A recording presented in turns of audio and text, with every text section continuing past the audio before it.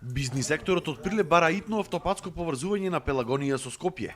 Вела дека целиот овој регион во изминативе 27 години останал слеп од црево во државата, само со празни ветувања од политичарите на секои избори. И додека другите региони во Македонија, како што се Штипскиот и Гостиварско-Тетовскиот, се поврзаа со автопати, а Кичиево Охрид веќе се гради, инфраструктурата во Пелагонија останува само на хартија. Постоечкиот пат Прилеп-Скопје преку Плетвар е единствениот пат кој што ја поврзува источна со западна Македонија, а е во крајно лоша состојба. Време е, стварно е време, после 27 години, да ја поврзиме Пелагонија со остатокот на нашата земја и со она што значи нашите комши. Во овој момент мора да декларираме дека сме изолирани.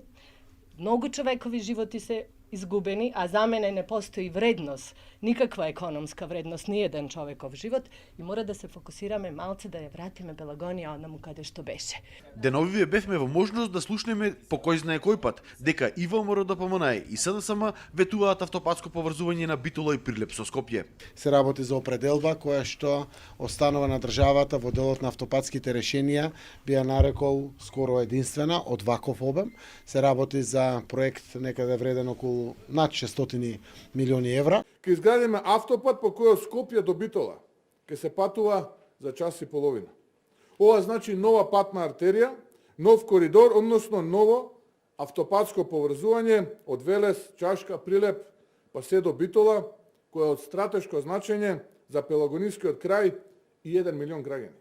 Инаку изградбата на втората фаза од експресниот пат Прилеп градско помеѓу Дреново и Париж е стопирана, откако владата го раскина договорот со шпанската компанија Рубау. Се чека распишување на нов тендер, а од владата веќе полог период најавуваат и започнување на реконструкција на постоечкиот пат, која што требало да започне наскоро.